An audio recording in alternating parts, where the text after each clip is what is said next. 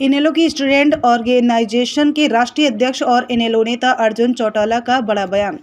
जल्द ही बाकी 4 उम्मीदवारों की घोषणा की जाएगी। सभी 6 सीटों पर इनेलो ने मजबूत उम्मीदवार उतारे हैं। सभी उम्मीदवारों के पक्ष में है माहौल। कुरुक्षेत्र से इनेलो उम्मीदवार अभय चौटाला के पक्ष में है माहौल। कुरुक्षेत्र की जनता को अभय चौटाला जैसे ही उम्मीदवार का इंतजार कर रही थी। अर्जुन चौटाला ने कांग्रेस और भाजपा पर जमकर निशाना साधा। भाजपा के नेता सबसे बड़ी पार्टी के रूप में भाजपा को मानती है, लेकिन हरियाणा में 10 सीटों में से 6 उम्मीदवार कांग्रेस से इंपोर्ट किए गए हैं। आज हरियाणा और केंद्र में भाजपा के हालात खराब हुए।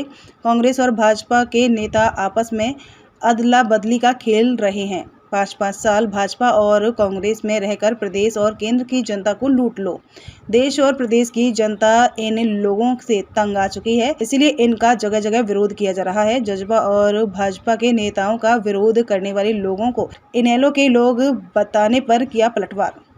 अर्जुन चौटाला का बयान उनके कहने से कुछ नहीं होता है। विरोध करने वाले लोग हमारे लोग नहीं हैं, बल्कि देश और प्रदेश की जनता। ये लोग जनता की सेवा नहीं करते हैं, इसीलिए इनका आगे भी विरोध ही होगा। इनकी आपसी रंजिश के चलते कांग्रेस के उम्मीदवारों की सूची जारी नहीं हो रही है। पूर्व सीएम भूपेंद्र सिंह हुड्डा और उसका परिवार कांग्रेस को कमजोर करके अपनी राजनीति को आगे बढ़ा रहे हैं। इस वजह से हरियाणा में कांग्रेस मर जाएगी। अर्जुन चौटाला का बयान। वे इस बार लोकसभा चुनाव नहीं लड़ेंगे। इनेलो उम्मीदवारों के पक्ष में वोटों की अपील करेंगे। हरियाणा में इनेलो के पक्ष में प्रचार करेंगे। हिसार से चौटाला परिवार के 3 लोगों के चुनाव लड़ने के सवाल पर अर्जुन चौटाला का बयान।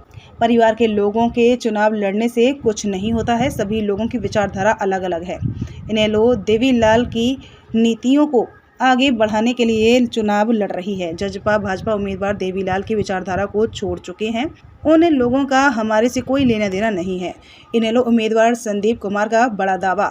सिरसा सहित हरियाणा की सभी 10 सीटों पर इनेलो उम्मीदवार की होगी जीत। इनेलो उम्मीदवार संदीप कुमार आज सिरसा में मीडिया से हुए रूबरू। इनेलो का हमेशा से ही गढ़ रहा है सिरसा। हिसार लोकसभा क्षेत्र लोकसभा चुनाव में किसी भी दूसरी पार्टी से चैलेंज नहीं मानते। सिरसा जिला चौधरी देवीलाल और ओम प्रकाश चौटाला का गढ़ रहा है। सिरसा लोकसभा क्षेत्र से इनेलो की टिकट मिलने पर अभय चौटाला और रामपाल माजरा का आभार जताया। संदीप कुमार सरकारी जॉब कर चुके हैं। ओपीएस को लागू करवाने के लिए उन्होंने भी जॉब में रहते हुए खूब संघर्ष किया। सरकार की गलत नीतियों का विरोध करते हुए लाठियां भी खाईं। पुरानी पेंशन की बहाली के लिए काम करेंगे। लोकसभा चुनाव में इनेलो के उम्मीदवार जीत हासिल करने के बाद ओपीएस सहित अनेक मुद्दों को संसद में उठाएंगे। 400 पार का आंकड़ा 200 पार भी नहीं कर पाएगा। ऐसा है जी, जब सिरसा लोकसभा क्षेत्र की अगर बात आती है, हिसार लोकसभा क्षेत्र की बात आती है, तो ये शुरू से ही इंडियन नेशनल लोकदल का गढ़ रहा है। तो मैं बड़े पॉजिटिव उससे देखता हूँ नज़रिए से कि यहाँ से बड़ी आराम से कोई ज़्यादा इतना बड़ा मतलब कि यहाँ पर चैलेंज नहीं मानता मैं, क्योंकि शुरू से ही जो सिरसा लोकसभा क्षेत्र है ये आदरणीय चौधरी देवीलाल जी की नीतियों पर हमेशा ही इन्होंने अपना विश्वास जताया है और पूरे परिवार पर इनका जो है इस एरिया का हमेशा उन पर आशीर्वाद रहा है। तो मैं बहुत ही अच्छे नज़रिए से ये देखता हूँ कि यहाँ से मुझे उम्मीदवार बनाया गया है लोकसभा का, सिरसा लोकसभा आरक्षित सीट का। तो मैं यही देखता हूँ कि मुझे यहाँ पर भरपूर प्यार मिलेगा।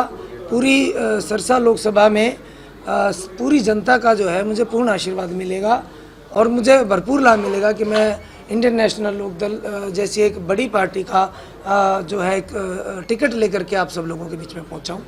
तो मैं इसके लिए हमारे पार्टी के प्रधान सचिव आदरणीय चौधरी अभय सिंह जी चौटाला जी और हमारे प्रदेश अध्यक्ष आदरणीय चौधरी रामपाल माजरा जी का और पूरी कार्यकारिणी का मैं बहुत बहुत धन्यवाद करता हूं कि इन्होंने मुझे इस लायक समझा।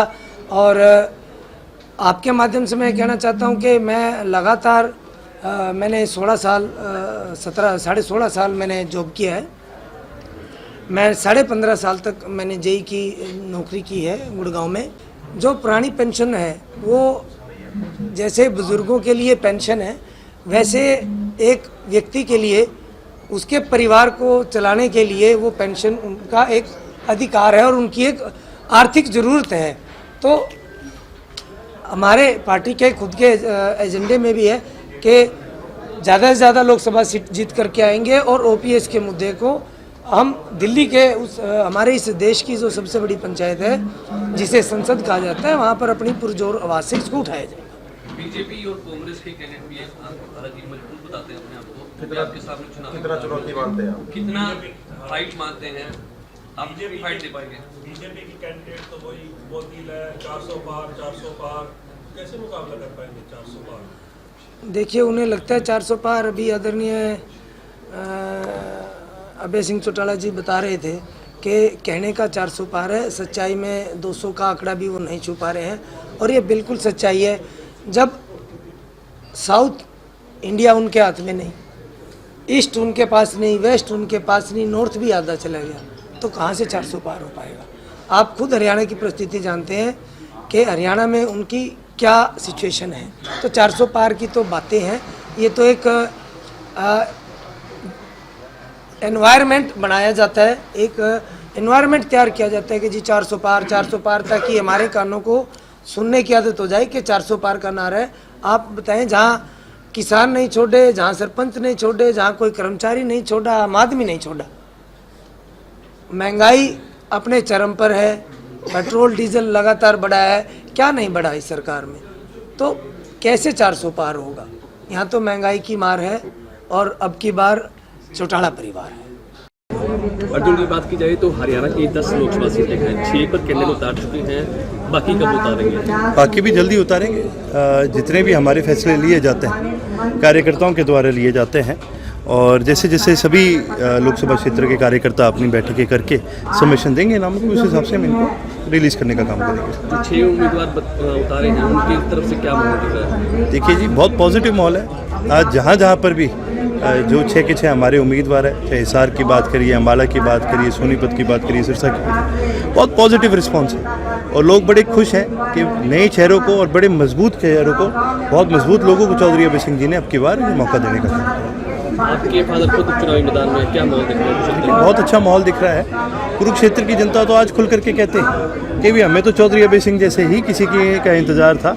तो जी हमारे कैंडिडेट साहब भी आगे हैं, इनका भी स्वागत कीजिए। संदीप लोट जी हमारे बीच पहुंच चुके हैं। इस देश की सबसे बड़ी पंचायत के अंदर किसान और कमेरे की आवाज़ उठाने को है और उस लड़ाई को हम पूर्ण रूप तक आगे सक्षम करने का काम कर रहे हैं। फाइनली इस चुनाव में क्या मुद्दे बनाएगी?